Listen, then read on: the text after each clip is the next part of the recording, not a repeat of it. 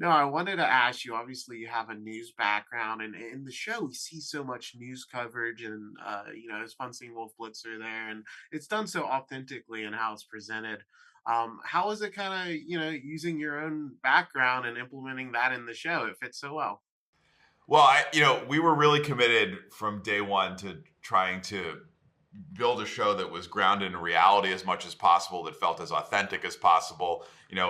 Eric has created some of the greatest TV series of the last 20 years, many of which are sort of rooted in nonfiction. From the very beginning, he kept pushing for how would this actually play out in real life? How do people talk in these rooms? And fortunate, not just my background in journalism, but Mike Schmidt, our co-creator, is a reporter at the New York Times, and so we were able to draw on a wide circle of experts to make sure that the events that we're depicting are unfolding in the way that they might actually in the real world. Yeah, it's a thrilling show. And Eric, a star of Robert De Niro's stature doesn't typically, do a TV show.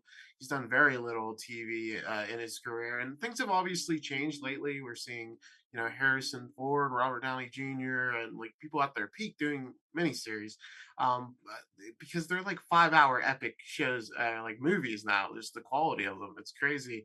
Was there ever any hesitation from him, or how was it getting him on board?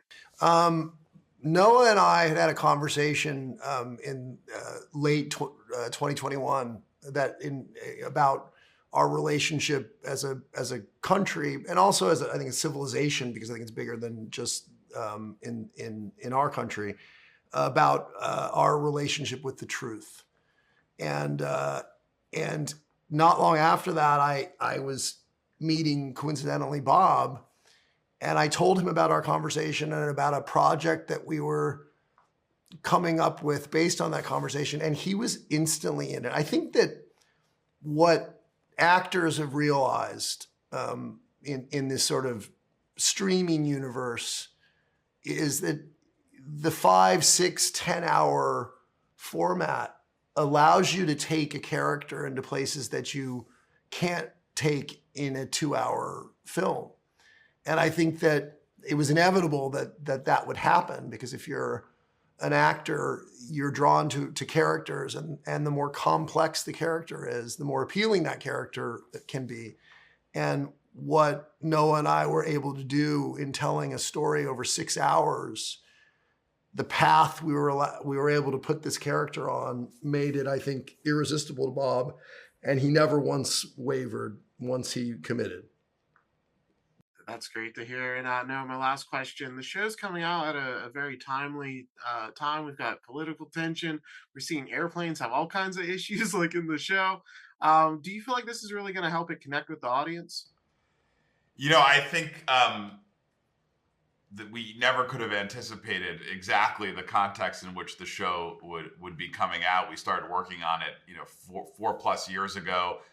I think it was, it was not an accident that the show is going to now resonate in so many interesting ways. And it's because we were really committed to tackling what are, I think, pretty timeless themes. Eric mentioned our relationship as a society with truth, the fractured media landscape, the relationship between big money, technology, and democracy, the lengths to which powerful people are willing to go if they think they're acting on behalf of a righteous cause, and the rights and liberties that ordinary people are willing to give up if they're scared, afraid.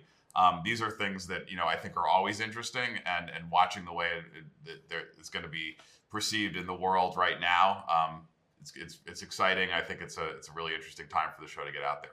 I hadn't even thought of the airplane thing. I mean, you're right, though. It's like, yeah. I don't know if there's a cyber element to these particular instances, but you never know. You never know. God. Yeah.